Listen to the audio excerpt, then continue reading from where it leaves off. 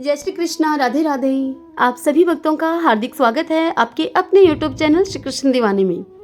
आज हम सुनेंगे कार्तिक महात्म्य के 25वें दिन की कथा। तो आइए सर्वप्रथम भगवान का स्मरण करते हुए आप सभी जन मेरे साथ बोलिए। शांताकारं भुजगशयनं पद्मनाभं सुरेशं विश्वधारं गगनसदृशं मेघवर्णं शुभांगं लक्ष्मीकान्तं कमलनयनं योगिविद्यानगमयं वंदे विष्णुं भवभयहरं सर्वलोकैकनाथं। ओम नमो भगवते वासुदेवाय। श्री लक्ष्मी नारायण भगवान की जय। श्री राधा कृष्णाभ्याम नमो नमः। सत्यभामा भगवान श्री कृष्ण से बोली, हे प्रभु, कार्तिक मास सभी मासों में श्रेष्ठ माना गया है। मैंने उसके महात्म्य को विस्तार पूर्वक नहीं सुना है, कृपा करके उसी का वर्णन कीजिए।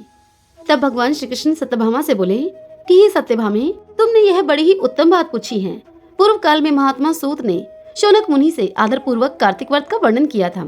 वही प्रसंग अब मैं तुम्हें सुनाता हूँ। सूत जी ने शौनक आदि मुनियों से कहा कि हे मुनि श्रेष्ठ शौनक जी, पूर्व काल में कार्तिकेय जी के पूछने पर महादेव जी ने जिसका वर्णन किया था उसको आप श्रवण कीजिए। तब कार्तिकेय जी बोले कि पिताजी, आप वक्ताओं में श्रेष्ठ हैं।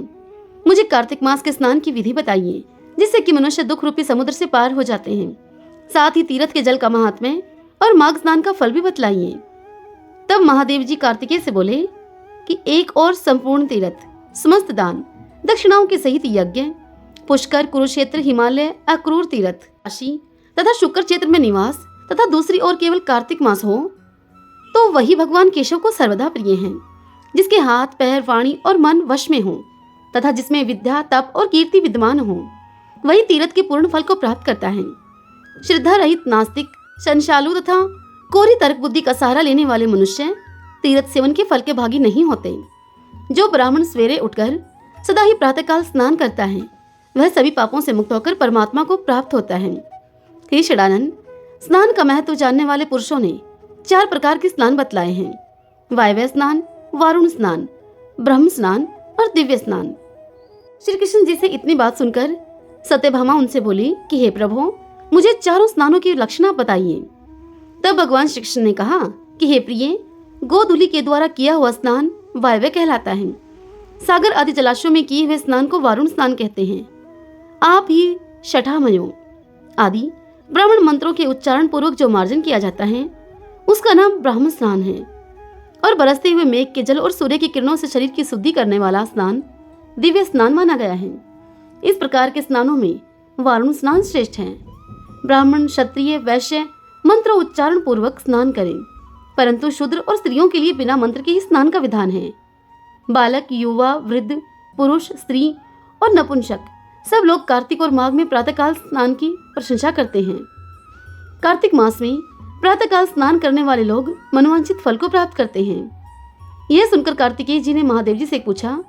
कार्तिकेय जी बोले, हे पिताजी, अन्य धर्मों का भी वर्णन कीजिए, जिनका अनुष्ठान करने से मनुष्य अपने समस्त पाप धोकर देवता बन जाता है। तब महादेव जी ने कहा कि बेटा, कार्तिक मास को उपस्थित देखकर जो मनुष्य दूसरे का अन्न त्याग देता है, वह प्रतिदिन कृच्छ व्रत का फल प्राप्त करता है। कार्तिक में तेल, मधु, कांसे के बर्तन में भोजन करना और मथुन का विशेष रूप से परित्याग करना चाहिए। इस मास में एक बार भी मांस भक्षण करने से मनुष्य राक्षस की योनि में जन्म पाता है और 60,000 वर्षों तक विष्ठा में डालकर सड़ाया जाता है। उसे छुटकारा पाने पर वह पापी विष्ठा खाने वाला ग्राम सुकर बनता है। कार्तिक मास में शास्त्र विहित भोजन का नियम करने पर अवश्य ही मोक्ष प्राप्त होता है। भगवान विष्णु का परम धाम ही मोक्ष है। कार्तिक के समान कोई मास नहीं है। श्री विष्णु से बढ़कर कोई देवता नहीं है।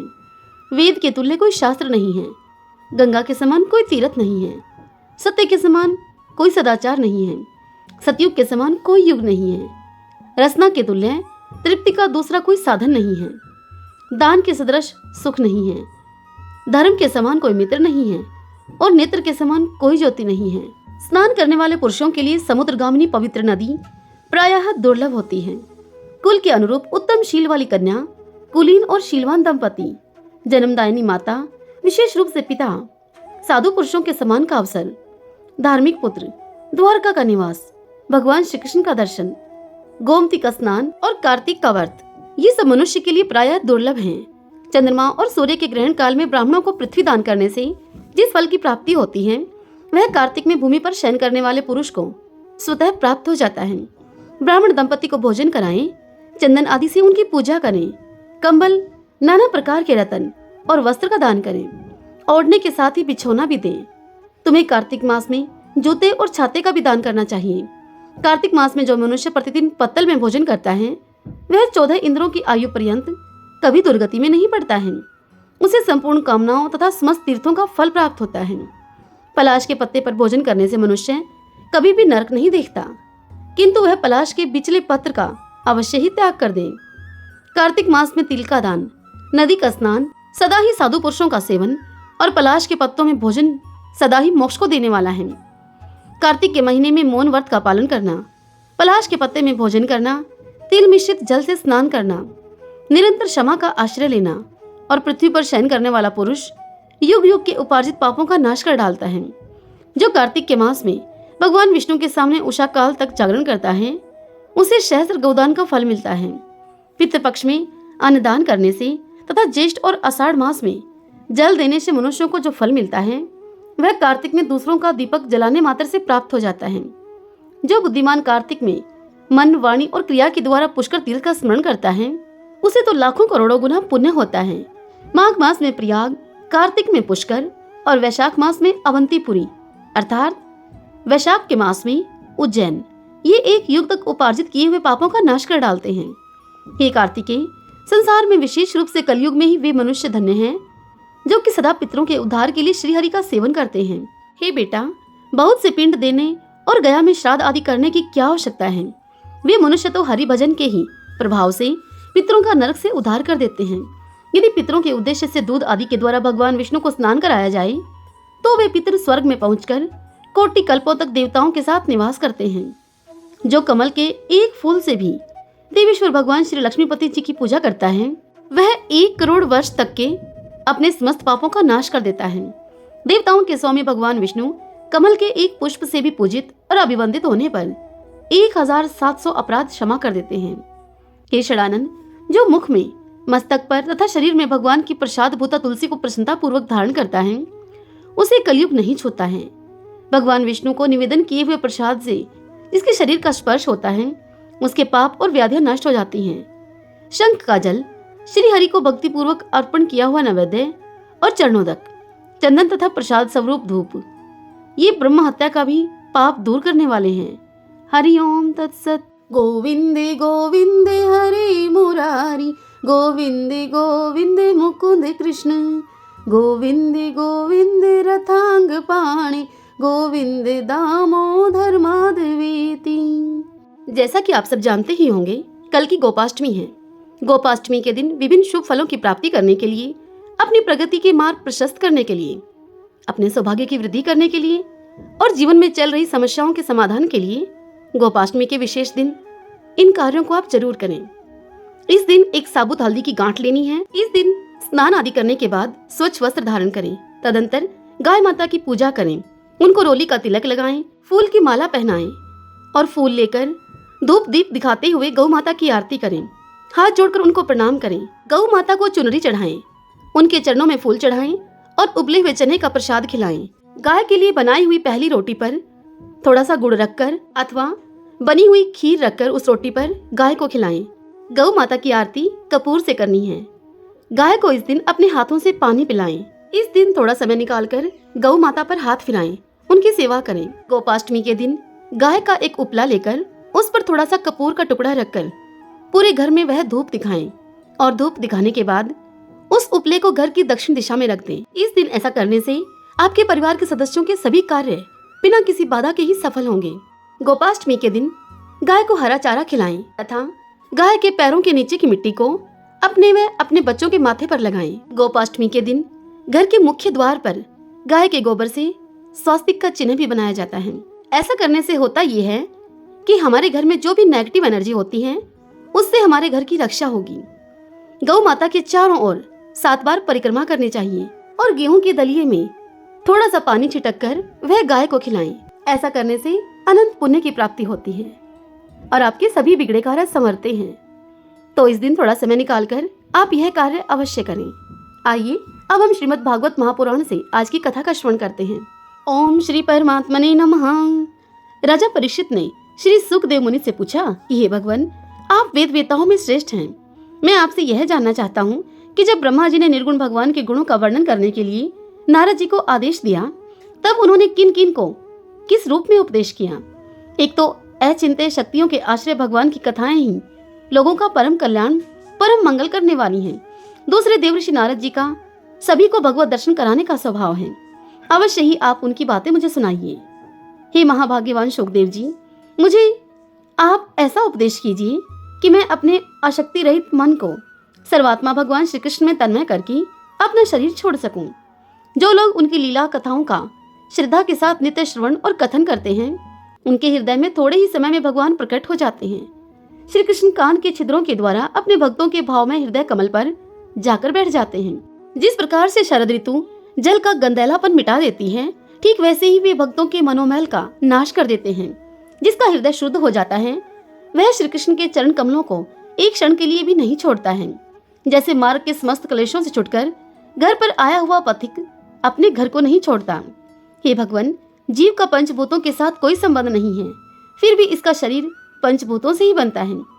तो क्या स्वभाव से ही ऐसा होता है अथवा किसी कारणवश आप इस बात का मर्म पूर्ण रीति से जानते हैं? आपने बतलाया कि भगवान की नाभि से वह कमल प्रकट हुआ जिसमें कि लोकों की रचना हुई। यह जीव अपने सीमित अवयवों से जैसे परछिन्न है, ठीक वैसे ही आपने परमात्मा को भी सीमित अवयवों से परछिन्न सा वर्णन किया। यह क्या बात है? जिनकी कृपा से सर्वभूत में ब्रह्मा जी प्राणियों की सृष्टि करते हैं, जिनके नाभि कमल से पैदा होने पर भी जिनकी कृपा से ही ये उनके रूप का दर्शन कर सके थे, वे संसार की स्थिति, उत्पत्ति और प्रलय के हेतु सर्वांत अंतर्यामी और माया के स्वामी परम पुरुष परमात्मा अपनी माया का त्याग करके किस में किस रूप से शयन करते हैं। पहले आपने मुझे यह बताया था कि विराट पुरुष के अंगों से लोक और लोकपालों की रचना हुई, और फिर यह भी बताया मुझे कि लोक और लोकपालों के रूप में उसके अंगों की कल्पना हुई। इन दोनों बातों का तात्पर्य क्या है? महाकल्प और उनके अंतर्गत अवान्तर कल्प कितने हैं? भूत, भविष्यत और वर्तमान काल का अनुमान किस प्रकार से किया जाता है? क्या स्थूल अभिमानी जीवों की आयु भी बंधी हुई है? हे शुकदेव जी, हे ब्राह्मण श्रेष्ठ, काल की सूक्ष्म गति त्रुटि आदि और स्थूल गति वर्ष आदि किस प्रकार से जानी जाती हैं? विविध कर्मों से जीवों की कितनी और कैसी गतियां होती हैं? देव, मनुष्य आदि योनियां सत्व, रज, तम इन तीन गुणों के फलस्वरूप ही प्राप्त होती हैं। उनको चाहने वाले जीवों में से कौन कौन किस किस योनि को प्राप्त करने के लिए किस किस प्रकार से कौन कौन कर्म स्वीकार करते हैं? पृथ्वी, पाताल, दिशा, आकाश, ग्रह, नक्षत्र, पर्वत, नदी, समुद्र, द्वीप और उनमें रहने वाले जीवों की उत्पत्ति कैसे होती है? ब्रह्मांड का परिमाण भीतर और बाहर दोनों प्रकार से हमें बतलाइए। साथ ही महापुरुषों के चरित्र, वर्णाश्रम के भेद और उनके धर्म का निरूपण भी कीजिए। युगों के भेद, उनके परिमाण और उनके अलग अलग धर्म तथा भगवान के विभिन्न अवतारों के परम आश्चर्यमय चरित्र भी हमें बताइए। मनुष्यों के साधारण और विशेष धर्म कौन कौन से हैं? विभिन्न व्यवसाय वाले लोगों के, राज ऋषियों के और विपत्ति में पड़े हुए लोगों के धर्म का भी उपदेश कीजिए। तत्वों की संख्या कितनी है? उनके स्वरूप और लक्षण क्या हैं? भगवान की आराधना की और अध्यात्म योग की विधि क्या है? योगेश्वरों को क्या क्या ऐश्वर्य प्राप्त होते हैं और अंत में उन्हें कौन सी गति मिलती है? योगियों का लिंग शरीर किस प्रकार भंग होता है? वेद, उपवेद, धर्मशास्त्र, इतिहास और पुराणों का स्वरूप एवं तात्पर्य क्या है? समस्त प्राणियों की उत्पत्ति, स्थिति और प्रलय कैसे होती है? बावली, कुआं खुदवाना आदि स्मार्त, यज्ञ आदि वैदिक एवं काम्य कर्मों की तथा अर्थ, धर्म, काम के साधनों की विधि क्या है? प्रलय के समय जो जीव प्रकृति में लीन रहते हैं, उनकी उत्पत्ति कैसे होती है? पाखंड की उत्पत्ति कैसे होती है? और आत्मा के बंधन मोक्ष का स्वरूप क्या है और वह अपने स्वरूप में किस प्रकार से स्थित होता है? भगवान तो परम स्वतंत्र हैं, वे अपनी माया से किस प्रकार क्रीड़ा करते हैं और उसे छोड़कर साक्षी के समान उदासीन कैसे हो जाते हैं? हे भगवान, मैं यह सब आपसे पूछ रहा हूँ, मैं आपकी शरण में हूँ। हे महामुने, अब आप कृपा करके कर्मशः इसका तात्विक निरूपण मुझसे कीजिए। इस विषय में आप स्वयंभू ब्रह्मा के समान परम प्रमाण हैं। दूसरे लोग तो अपनी पूर्व परंपरा से सुनी सुनाई बातों का ही अनुष्ठान करते हैं। हे ब्राह्मण, आप मेरी भूख प्यास की चिंता न करें। मेरे प्राण कुपित ब्राह्मण के श्राप के अतिरिक्त और किसी कारण से निकल नहीं सकते, क्योंकि मैं आपके मुखारविंद से निकलने वाली भगवान की अमृत में लीला कथा का पान कर रहा हूँ। सूत जी इस कथा को सुनाते हुए शौनक आदि ऋषियों से आगे कहते हैं कि हे शौनक आदि ऋषियों, जब राजा परीक्षित ने संतों की सभा में भगवान की लीला कथा सुनाने के लिए इस प्रकार से उनसे प्रार्थना की, तब श्री सुखदेव जी को बड़ी प्रसन्नता हुई। उन्होंने उन्हें वही वेद तुल्य श्रीमद् भागवत महापुराण सुनाया, जो कि ब्रह्मा कल्प के आरंभ में स्वयं भगवान ने ब्रह्मा जी को सुनाया था। पांडुवंश शिरोमणि परीक्षित ने उनसे जो जो प्रश्न किए थे, वे उन सब का उत्तर कर्मशः देने लगे। अब श्री सुखदेव जी कहने लगे कि हे परीक्षित, जैसे स्वप्न में देखे जाने वाले पदार्थों के साथ उसे देखने वाले का कोई संबंध नहीं होता, ठीक वैसे ही देह आदि से अतीत अनुभव स्वरूप आत्मा का माया के बिना दृश्य पदार्थों के साथ कोई संबंध नहीं हो सकता। विविध रूप वाली माया के कारण वह विविध रूप वाला प्रतीत होता है, और जब उसके गुणों में रम जाता है, तब यह मैं हूँ, यह मेरा है, इस प्रकार से मानने लगता है। किंतु जब यह गुणों को शुद्ध करने वाले काल और मोह उत्पन्न करने वाली माया, इन दोनों से परे अपने अनंत स्वरूप में मोह रहित होकर रमण करने लगता है, आत्माराम हो जाता है, तब यह मैं मेरा का भाव छोड़कर पूर्ण उदासीन गुणातीत हो जाता है। ब्रह्मा जी की निष्कपट तपस्या से प्रसन्न होकर भगवान ने उन्हें अपने रूप का दर्शन कराया और आत्म तत्व के ज्ञान के लिए उन्हें परम सत्य परमार्थ वस्तु का उपदेश किया। वही बात मैं तुमसे सुनाता हूँ। तीनों लोकों के परम गुरु आदिदेव ब्रह्मा जी अपने जन्म स्थान कमल पर बैठकर सृष्टि करने की इच्छा से विचार करने लगे, परंतु जिस ज्ञान दृष्टि से सृष्टि का निर्माण हो सकता था और जो सृष्टि व्यापार के लिए वांछनीय है, वह दृष्टि उन्हें प्राप्त नहीं हुई। एक दिन वे यही चिंता कर रहे थे कि प्रलय के समुद्र में उन्होंने व्यंजनों के 16वें एवं 21वें अक्षर तय तथा पै को तप तप तप करो इस प्रकार 2 बार सुना। हे परीक्षित, महात्मा लोग इस तप को ही त्यागियों का धन मानते हैं। यह सुनकर ब्रह्मा जी ने वक्ता को देखने की इच्छा से चारों ओर देखा, परंतु वहां दूसरा कोई उनको दिखाई नहीं पड़ा। वे अपने कमल पर बैठ गए और मुझे तप करने की प्रत्यक्ष आज्ञा मिली है, अपने मन में ऐसा निश्चय करके और उसी से अपना हित समझकर उन्होंने अपने मन को तपस्या में लगा दिया। ब्रह्मा जी तपस्वियों में सबसे बड़े तपस्वी हैं। उनका ज्ञान अमोघ है। उन्होंने उस समय 1 सहस्त्र दिव्य वर्ष पर्यंत एकाग्र चित्त से अपने प्राण, मन, कर्मेंद्रिय और ज्ञानेंद्रियों को वश में करके ऐसी तपस्या की जिससे कि वे समस्त लोगों को प्रकाशित करने में समर्थ हो सके। उनकी तपस्या से प्रसन्न होकर भगवान ने उन्हें अपना लोक दिखाया, जो सबसे श्रेष्ठ है और जिससे परे कोई दूसरा लोक नहीं है।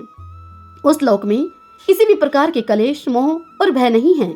जिन्हें कभी एक बार भी उसके दर्शन का सौभाग्य प्राप्त हुआ है, वे देवता बार बार उसकी स्तुति करते रहते हैं। वह रजोगुण, तमोगुण और इनसे मिला हुआ सतोगुण भी नहीं है। वह न तो काल की ताल गलती है और न ही माया ही कदम रख सकती है। फिर माया के बाल बच्चे तो जा ही कैसे सकते हैं। वहाँ भगवान के वे पार्षद निवास करते हैं, जिनका पूजन देवता और दैत्य दोनों ही करते हैं।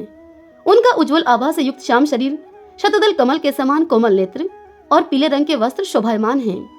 अंग अंग से राशि राशि सौंदर्य बिखरता रहता है। वे कोमलता की मूर्ति हैं। सभी के 4-4 भुजाएं हैं।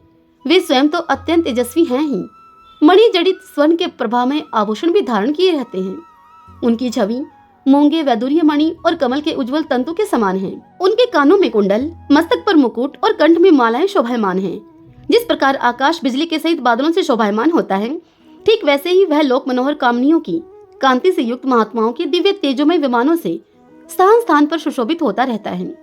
उस बैकुंठ लोक में लक्ष्मी जी सुंदर रूप को धारण करके अपनी विविध विभूतियों के द्वारा भगवान के चरण कमलों की अनेक प्रकार से सेवा करती रहती हैं। कभी कभी जब वे झूले पर बैठकर अपने प्रियतम भगवान की लीलाओं का गायन करने लगती हैं, तब उनके सौंदर्य और शोभि से उन्मत्त होकर भोरे स्वयं उन लक्ष्मी जी का गुणगान करने लगते हैं। ब्रह्मा जी ने देखा कि उस दिव्य लोक में समस्त भक्तों के रक्षक लक्ष्मीपति, यज्ञपति एवं विश्वपति भगवान विराजमान हैं। सुनंद, नंद, प्रबल और आहरण आदि मुख्य मुख्य पार्षदगण उन प्रभु की सेवा कर रहे हैं। उनका मुख कमल, प्रसाद, मधुर मुस्कान से युक्त है। आंखों में लाल लाल डोरियां हैं। बड़ी मोहक और मधुर चितवन है। ऐसा जान पड़ता है कि अभी अभी अपने प्रेमी भगत को अपना सर्वस्व दे देंगे। सिर पर मुकुट, कानों में कुंडल और कंधे पर पीतांबर जगमगा रहे हैं। वक्ष तल पर एक सुनहरी रेखा के रूप में श्री लक्ष्मी जी विराजमान हैं और सुंदर 4 भुजाएं हैं उनकी। वे एक सर्वोत्तम और बहुमूल्य आसन पर विराजमान हैं। पुरुष प्रकृति, महतत्व, अहंकार, मन, 10 इंद्रिय, शब्द आदि 5 तन्मात्राएं और पंचभूत, ये 26 शक्तियां मूर्तिमान होकर उनके चारों ओर खड़ी हुई हैं। समग्र ऐश्वर्य, धर्म, कीर्ति, श्री, ज्ञान और वैराग्य, इन 6 नित्य सिद्ध स्वरूपभूत शक्तियों से वे सर्वदा युक्त रहते हैं। इनके अतिरिक्त और कहीं भी ये नित्य रूप से निवास नहीं करती। वे सर्वेश्वर प्रभु अपने नित्य आनंदमय स्वरूप में ही निमग्न रहते हैं। उनका दर्शन करते ही ब्रह्मा जी का हृदय अब आनंद के उद्रेक से लबालब भर गया। उनका शरीर पुलकित हो उठा। ब्रह्मा जी के नेत्रों में प्रेम अश्रु छलक आए। ब्रह्मा जी ने भगवान के उन चरण कमलों में, जो कि परमहंसों के निवृत्ति मार्ग से प्राप्त हो सकते हैं, सिर झुकाकर उन चरणों को प्रणाम किया।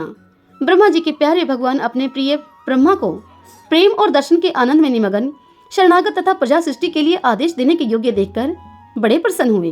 उन्होंने ब्रह्मा जी से हाथ मिलाया और मंद मुस्कान से अलंकृत वाणी में ब्रह्मा जी से इस प्रकार कहा। श्री भगवान ब्रह्मा जी से बोले, हे ब्रह्मा जी, तुम्हारे हृदय में तो समस्त वेदों का ज्ञान विद्यमान है।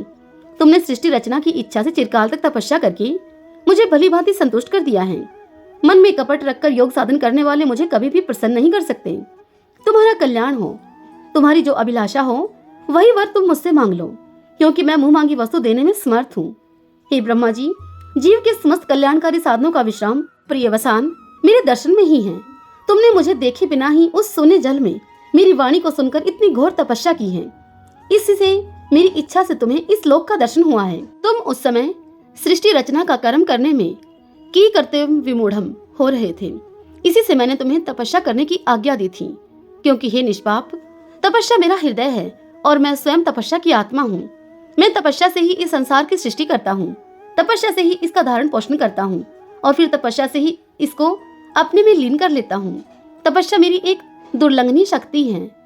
यह सुनकर ब्रह्मा जी बोले श्री भगवान से कि भगवान, आप समस्त प्राणियों के अंतःकरण में साक्षी रूप से विराजमान रहते हैं। आप अपने अप्रतिहत ज्ञान से यह जानते हैं ही कि मैं क्या करना चाहता हूँ। हे नाथ, अब आप कृपा करके मुझ याचक की यह मांग पूरी कीजिए कि मैं रूप रहित आपके सगुण और निर्गुण दोनों ही रूपों को जान सकूं। आप माया के स्वामी हैं। आपका संकल्प कभी भी व्यर्थ नहीं होता। जैसे मकड़ी अपने मुंह से जाला निकालकर उसमें क्रीड़ा करती है और फिर उसे अपने में ही लीन कर लेती है, ठीक वैसे ही आप अपनी माया का आश्रय लेकर इस विविध शक्ति संपन्न जगत की उत्पत्ति, पालन और संहार करने के लिए अपने आप को ही अनेक रूपों में बना देते हैं और क्रीड़ा करते हैं। इस प्रकार आप कैसे करते हैं? इस मर्म को मैं जान सकूं, ऐसा ज्ञान आप मुझे दीजिए। आप मुझ पर ऐसी कृपा कीजिए कि मैं सजग रहकर सावधानी से आपकी आज्ञा का पालन कर सकूं और सृष्टि की रचना करते समय भी कर्तापन आदि के अभिमान से मैं बंध न जाऊं। हे प्रभु, आपने एक मित्र के समान हाथ पकड़कर मुझे अपना मित्र स्वीकार किया है। अतः जब मैं आपकी इस सेवा सृष्टि रचना में लगूं और सावधानी से पूर्व सृष्टि के गुण कर्म अनुसार जीवों का विभाजन करने लगूं, तब कहीं अपने को जन्म कर्म से स्वतंत्र मानकर प्रबल अभिमान न कर बैठूं। यह सुनकर श्री भगवान बोले, अनुभव, प्रेमा भक्ति और साधनों से युक्त अत्यंत गोपनीय अपने स्वरूप का ज्ञान अब मैं तुम्हें कहता हूँ। तुम उसे ग्रहण करो।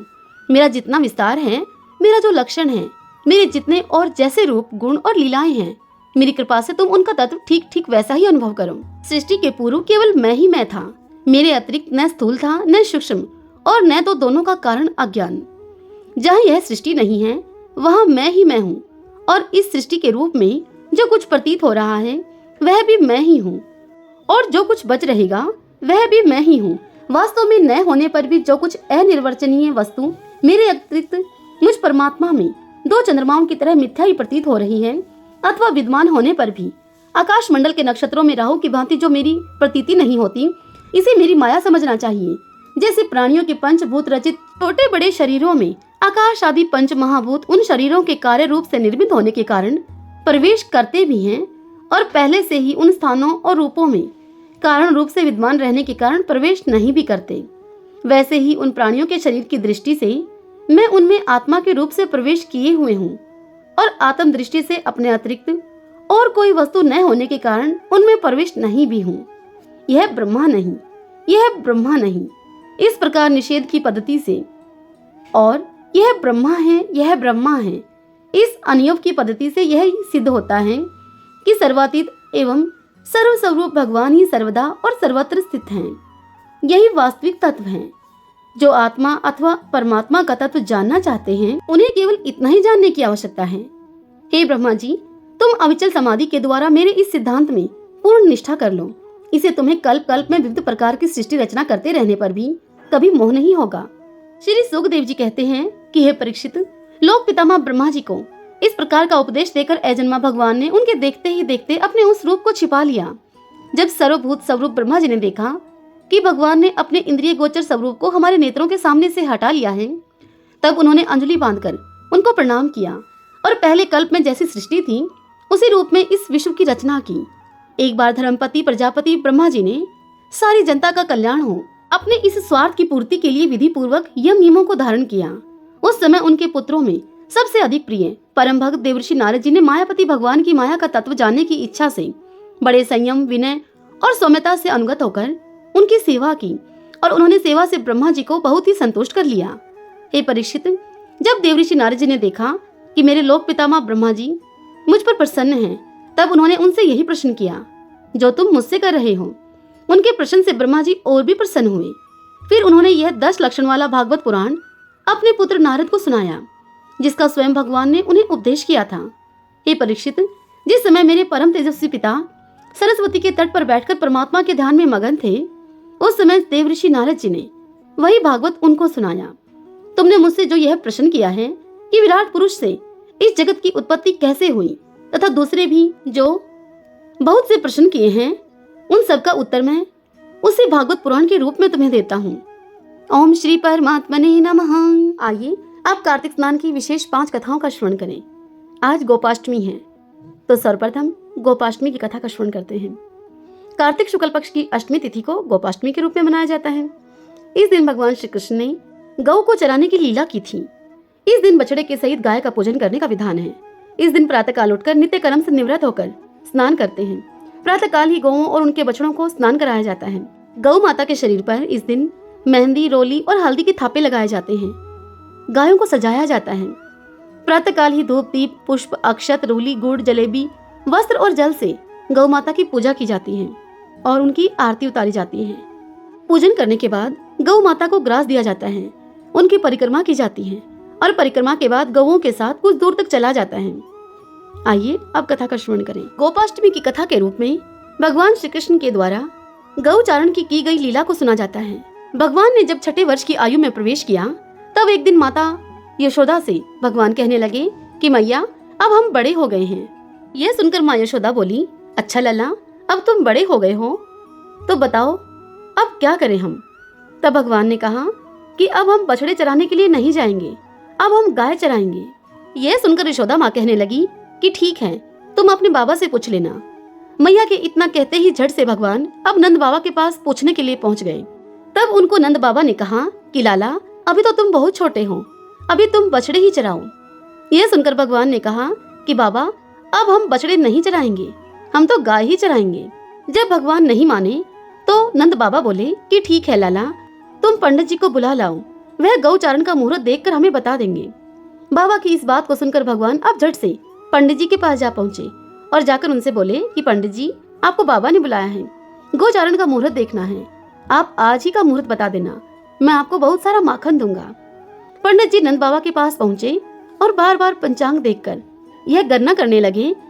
तब नंद बाबा ने उनसे पूछा कि पंडित जी क्या बात है, आप बार बार क्या गिन रहे हैं। तब पंडित जी बोले कि क्या बताएं आपको नंद बाबा, केवल आज का ही मुहूर्त निकल रहा है, इसके बाद तो 1 वर्ष तक कोई मुहूर्त नहीं है। पंडित जी की इस बात को सुनकर नंद बाबा ने भगवान को गोचारण की स्वीकृति दे दी। भगवान जो समय कोई कार्य करें वही समय शुभ मुहूर्त बन जाता है। उसी दिन भगवान ने गौचारण आरंभ किया और वह शुभ तिथि थी कार्तिक माह के शुक्ल पक्ष की अष्टमी की तिथि। भगवान के गोचारण आरंभ करने के कारण यह तिथि गोपाष्टमी कहलाई। माता यशोदा ने अपने लला के श्रृंगार किया और जैसे ही पैरों में जूतियां पहनाने लगी तो लला ने मना कर दिया और वे बोले कि मैया, यदि मेरी गोएं जूतियां नहीं पहनती तो फिर मैं कैसे जूतियां पहन सकता हूँ। यदि पहना सकती हो तो उन सभी को भी तुम जूतियां पहना दो। और भगवान जब तक वृंदावन में रहे, भगवान ने कभी भी अपने पैरों में जूतियां नहीं पहनी।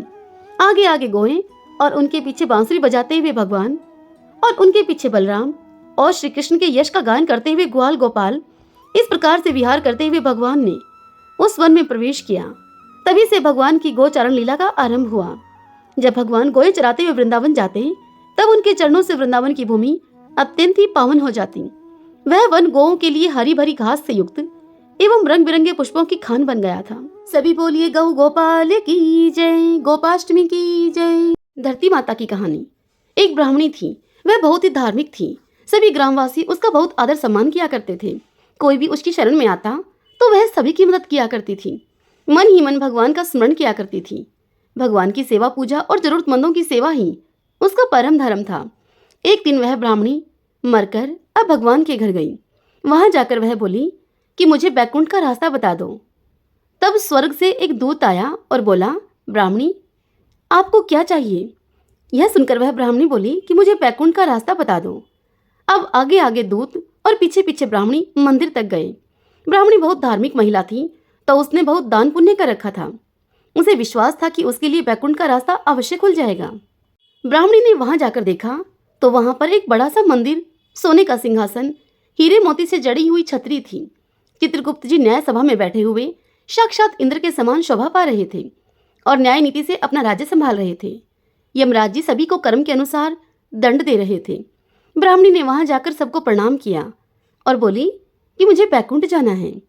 चित्रगुप्त ने लेखा सुनाया और कहा कि ब्राह्मणी तुमने सब धर्म किए किंतु धरती माता की कहानी नहीं सुनी, इसलिए तुम्हारे सिर पर धरती माता का कर्ज है। बैकुंठ में तुम कैसे जाओगी? ब्राह्मणी बोली, धरती माता की कहानी के क्या नियम हैं? तब चित्रगुप्त जी ब्राह्मणी से कहने लगे कि इस धरती माता की कहानी को कोई 1 साल सुने अथवा कोई 6 महीने सुने या फिर 7 दिन ही इस कहानी को जरूर सुने, फिर इस कहानी का उद्यापन कर दे। धरती माता की इस कहानी को सुनने से जाने अनजाने किए हुए पाप कर्मों को धरती माता समेट लेती हैं, हर लेती हैं। स्वर्गलोक में धर्म को ही स्थान प्राप्त है, यहाँ पाप के लिए कोई जगह नहीं है। धरती माता की कहानी पीपल के पेड़ के नीचे बैठकर सुननी चाहिए।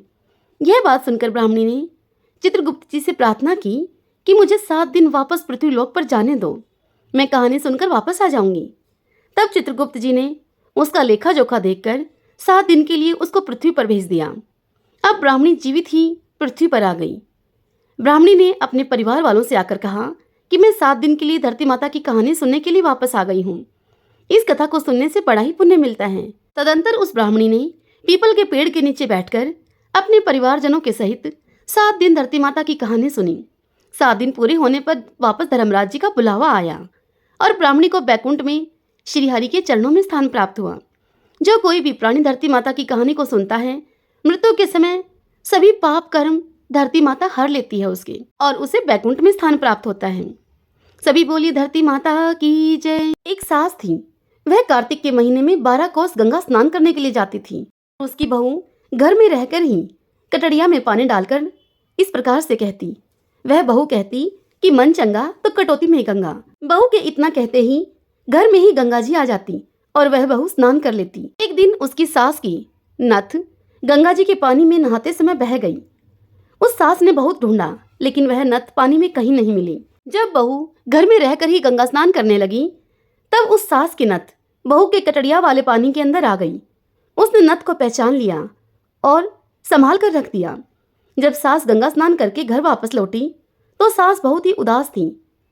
यह देखकर बहू ने पूछा कि सासू जी क्या बात है, आप उदास क्यों बैठे हो? तब उस सास ने बताया कि बहू मेरी नथ आज गंगा जी में बह गई। सास की इस बात को सुनकर वह बहू कहने लगी कि माँ जी नथ तो मेरे हाथ में आ गई है। यह सुनकर सास ने कहा कि बहू ऐसा कैसे? तब वह बहू बोली कि आप तो कार्तिक नहाने के लिए 12 कोस जाती हो और 12 कोस आती हूँ। मैं कटड़े में पानी डालकर गंगा मैया से प्रार्थना करती हूँ कि मन चंगा तो कटौती में गंगा, और फिर गंगा जी यहीं पर घर में ही आ जाती हैं और मैं उसमें स्नान कर लेती हूँ। आज वैसा ही हुआ। मैं स्नान कर रही थी तब आपकी यह नथ मेरे कटड़िया वाले पानी के अंदर आ गई। मैंने यह देखते ही पहचान लिया कि यह नथ तो आपकी है और फिर मैंने इसको संभाल कर रख लिया। हे गंगा मैया, जैसे उस सास को आई वैसे किसी को न आना, और जैसे उस बहू पर बरसी उस पर कृपा की वैसे सब पर करना। बोलिए गंगा मैया की जय। आंवलिया राजा की कहानी। एक समय की बात है, एक आंवलिया राजा था जो कि प्रतिदिन 1 मन सोने के आंवले का दान किया करता था और बाद में ही भोजन जीमता था। एक दिन उसके बेटे बहुओं ने देखा कि रोज इतने आंवलों का दान करेंगे तो सारा धन हमारा खत्म हो जाएगा, इसलिए इनका दान बंद करा देना चाहिए। एक पुत्र आया और राजा से कहने लगा कि पिताजी आप तो ऐसे आंवले का दान कर करके सारा धन लुटा देंगे, इसलिए आप आंवले का दान करना बंद कर दीजिए। तब राजा और रानी उजाड़ में जाकर बैठ गए और वहां पर आंवलों का दान नहीं कर सके, इसलिए उन्होंने कुछ खाया पिया भी नहीं। तब भगवान ने सोचा कि अगर हमने इनका सत नहीं रखा तो दुनिया में हमें कोई नहीं मानेगा। तब भगवान ने उनके सपने में आकर उनसे कहा कि तुम उठो और तुम्हारे पहले जैसी ही रसोई हो गई है और आंवले का वृक्ष तुम्हारे आंगन में लगा है, तुम दान करो और भोजन जिम लो। तब राजा रानी ने उठकर देखा तो पहले जैसा ही राजपाट हो गया, वहाँ बियाबान जंगल में, और सोने के आंवले वृक्ष पर फैले हुए हैं। यह देखकर वह राजा रानी अब फिर से 1.25 मन आंवले का प्रतिदिन दान करने लगे। उधर बेटे बहू से धर्म अन्नदाता का बैर पड़ गया। अब उनके खाने के भी लाले पड़ गए। तब आसपास के लोगों ने कहा कि जंगल में एक आंवलिया राजा है, सो तुम वहां चले जाओ तो तुम्हारा दुख यह दूर हो जाएगा। वे दोनों अब वहां जंगल में पहुंच गए। वहां पर रानी अपने बेटे और बहू को देखकर पहचान गई और अपने पति से कहने लगी कि इन लोगों से काम तो हम कम करवाएंगे और इनको मजदूरी ज़्यादा देंगे। तब एक दिन रानी ने अपनी बहू को बुलाकर कहा कि मेरा सिर धोकर नहला दे। तब बहू सिर धोने लगी। तब बहू की आंख में से पानी निकलकर रानी की पीठ पर पड़ा। यह देखकर रानी बोली कि मेरी पीठ पर आंसू क्यों गिरे हैं, मुझे बताओ। तब वह बहू बोली कि मेरी सास की पीठ पर भी एक ऐसा ही मस्सा था और हमने उन्हें घर से निकाल दिया। वह 1 मन आंवले का दान किया करते थे और हमने उनको अपने घर से भगा दिया। यह सुनकर सास बोली कि हम ही हैं तुम्हारे सास ससुर, तुमने हमको ही निकाल दिया था, परंतु भगवान ने हमारा सत रखा है। हे भगवान, जैसे आपने राजा रानी का सत रखा वैसा सबका रखना। इस कहानी को कहते सुनते हुंकारा भरते सारे परिवार का सत रखना। इस कहानी के बाद विनायक जी की कहानी सुनी जाती है। एक छोटा सा लड़का अपने घर से लड़कर निकल गया और बोला कि आज तो मैं विनायक जी से मिलकर ही घर आऊंगा। तब लड़का चलते चलते उजाड़ में चला गया। तब विनायक जी ने सोचा कि इसने मेरे नाम से ही अपना घर छोड़ा है, इसलिए इसे घर भेजना ही पड़ेगा, नहीं तो जंगल में इसे शेर वगैरह खा जाएंगे।